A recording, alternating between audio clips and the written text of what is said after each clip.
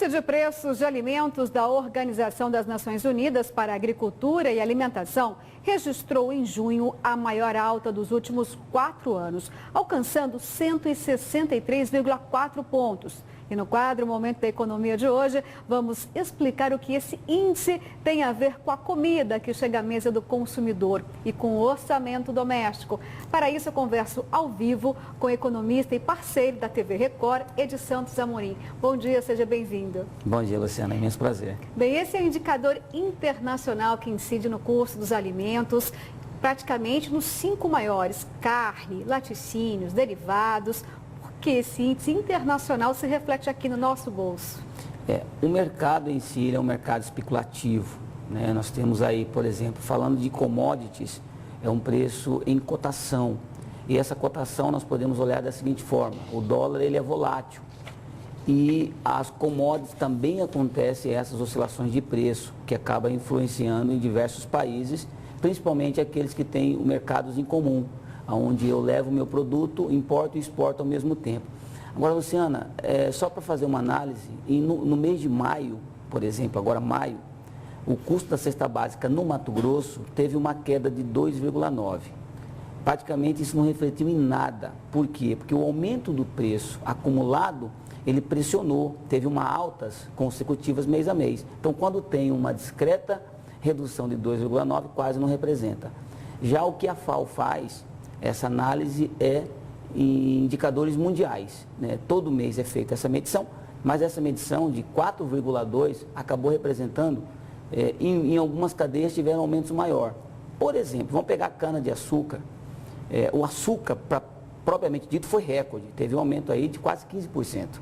Né? Mas o açúcar, ele foi pressionado, essa alta de preço, principalmente pela queda na produção no Brasil, e pelas fortes chuvas que aconteceram nesse período, principalmente na região centro-sul do país. Isso acabou influenciando diretamente no aumento do preço, isso somente do açúcar. Agora, Ed, é a quinta elevação consecutiva e a maior dos últimos 4 anos. Isso quer dizer o quê? Que esse ciclo de elevação vai continuar ou, de alguma forma, a economia pode conseguir inverter isso? E quais são os organismos essenciais para romper essa sequência de alta? Esses mecanismos, parte deles é controlado pelo governo, né? Aí você entra na parte de ajuste fiscal, na parte de tributação, na parte de impostos. Agora, se o nosso país, por exemplo, vamos defender o nosso país, se a gente tivesse uma produção em longa escala, a própria produção em longa escala no mercado interno pressionaria o preço para baixo. A gente teria um preço mais acessível, principalmente para abastecer o mercado interno. Vamos olhar, por exemplo, a carne, por exemplo, que teve um aumento aí de 2,9%. Só que esse 2,9%, ele influencia em todo o subgrupo da carne. Principalmente teve alta aí no suíno e no ovino. E se a gente olhar, por exemplo, para a carne de frango, que é uma carne considerada barata, ela teve um aumento menor em relação a esse índice de 2,9%, mas no acumulado de janeiro a junho teve uma alta de 10%. Ou seja, às vezes aquela sensação de eu sair de uma carne vermelha para me comprar uma carne branca, principalmente a carne de frango, achando que eu estou fazendo uma economia, na verdade eu tive alta acumulada nesse período.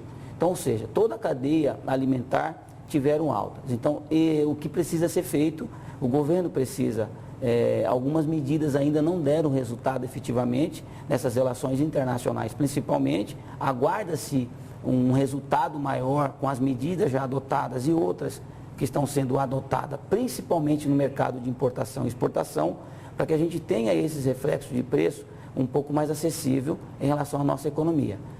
Agora, Ed, é muito difícil para o brasileiro aceitar essa sequência de altas, né? Até porque nós somos celeiro do mundo, aqui tem o maior rebanho bovino, tem uma grande produção de carne em vários estados brasileiros, as aves também, os preços sempre aumentam e você disse que teve uma queda de quase 3% que ninguém sente no bolso.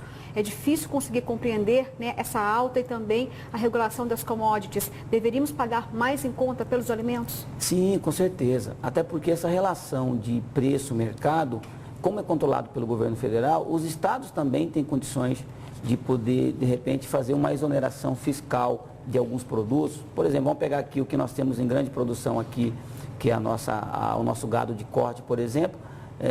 ter uma tributação diferenciada para ter uma carne mais barata, principalmente no mercado interno. Eu não estou falando nem de exportação, estou dizendo no mercado interno. Você ter uma carne genuinamente matogrossense com preço mais acessível. É possível? É possível.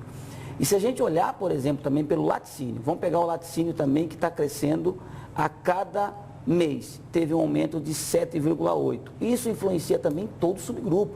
Ou seja, tudo que aumenta na principal cadeia alimentar, ela influencia diretamente nos subgrupos. Então, esse subgrupo também acaba sendo influenciado pela alta do preço.